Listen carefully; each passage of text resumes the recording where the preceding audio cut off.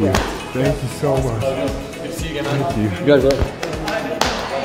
Happy to be here. Yeah, I know we surprised you. Yeah. Caught me off guard. Yeah. Rob Whit, I'm team president.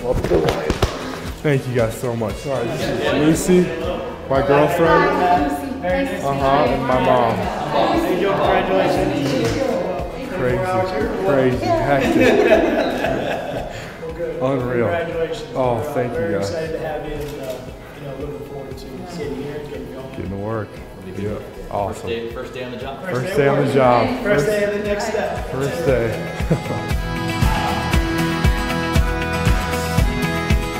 I love it. Happy to have you here. Thank you. Thank you so much we'll for get a having chance to me. get caught up with Jeff and everything later. Yeah. We'll get you right We'll there. spend plenty of time Yes, together, sir. so. You see you, Coach. See you later.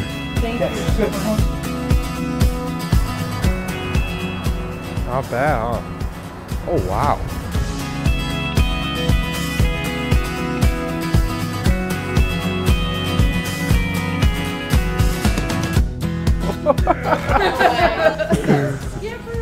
How are you, buddy? You look good. You look thicker. Yeah, you look good. I didn't know you were here today. I found out last night. There you go. Wow. This is huge.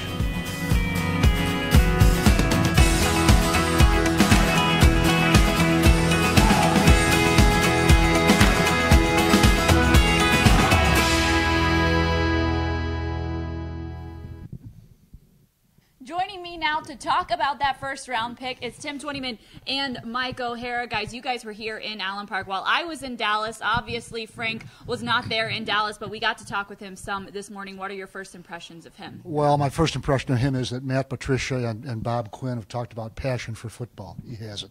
He loves it.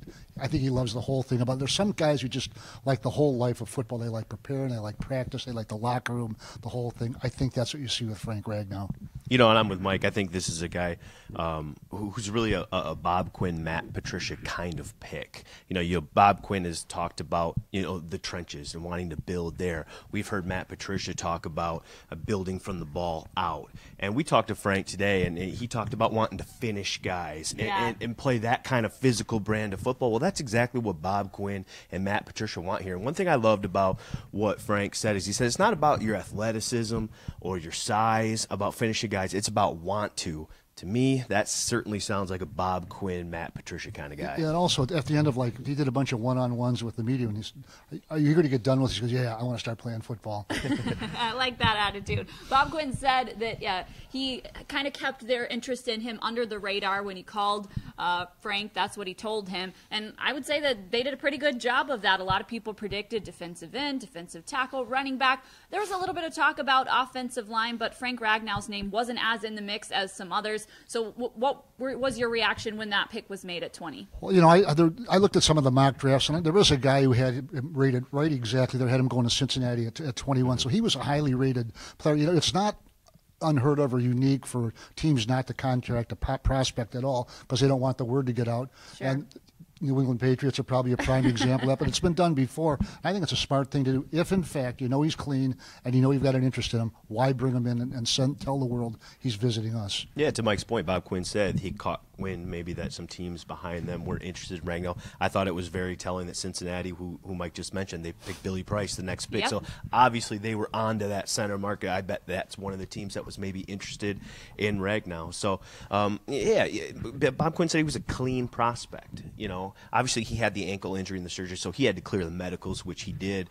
But by a clean prospect, there's no extra work you have to do. Sometimes you bring those guys in on those 30 allotted visits because you want to clear something up medically, or there's something off the field that you want to get a better idea of, or you want to just put them up on the whiteboard and see if they can do everything that they're going to need to do.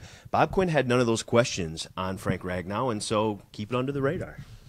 Obviously, we saw Bob Quinn invest in this offensive line when he signed Rick Wagner and he signed T.J. Lang. Then he drafted Graham Glasgow and Taylor Decker. This seems to be the final piece of the puzzle and a big part of his intention to improve the run game here. Tim and I have talked about this a zillion times in the last 2 or 3 weeks, and I've said all along, if they could add a center and a running back to this offense, that would complete the offense.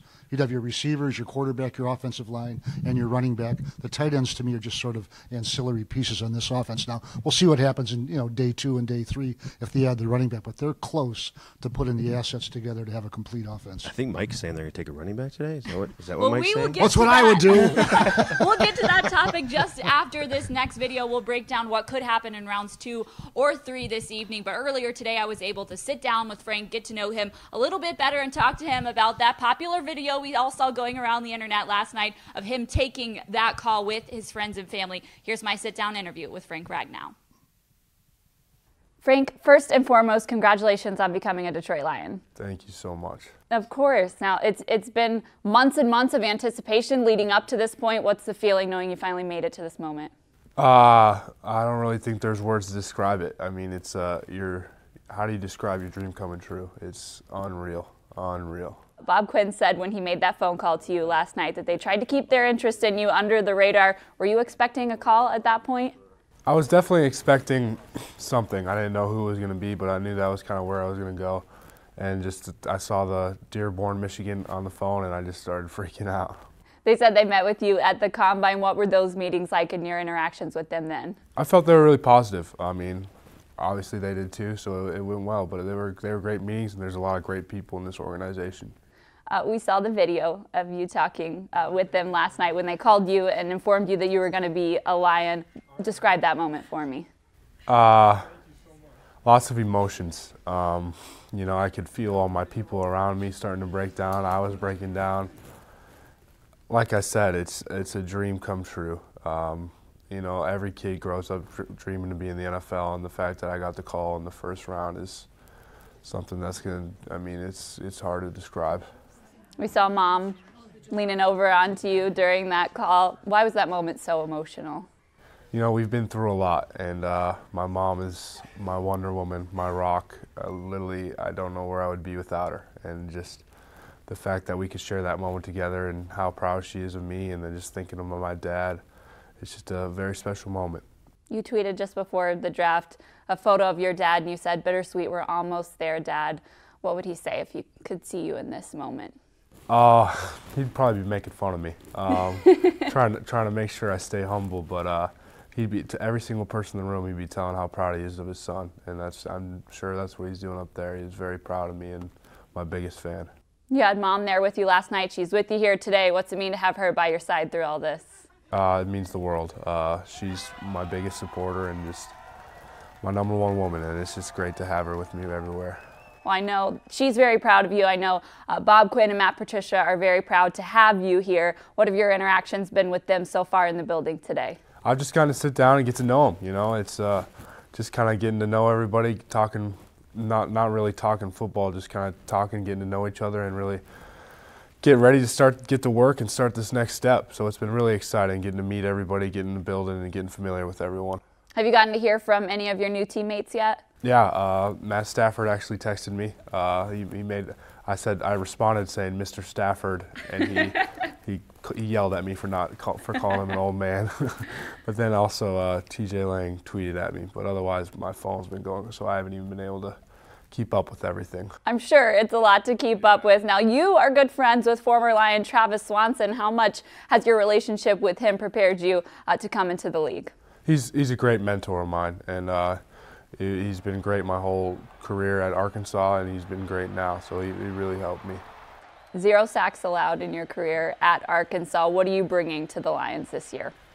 I'm just a guy who loves football. I love football, and I'm always trying to be the best Frank Ragnow I can be, and I'm just really excited to get to work and see where we can go.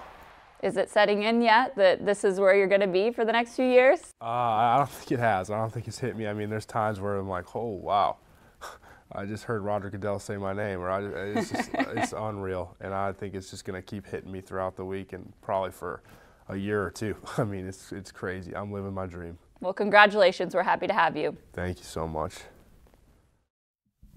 It was great to get to know him a little bit, and in just a few hours from now, we will know what other new Lions we'll be getting to know here shortly as rounds 2 and 3 kick off tonight at 7 p.m. Gentlemen, what are you expecting from the Lions? Well, contrary to a popular and emotional belief, there's more than one round in the draft, okay?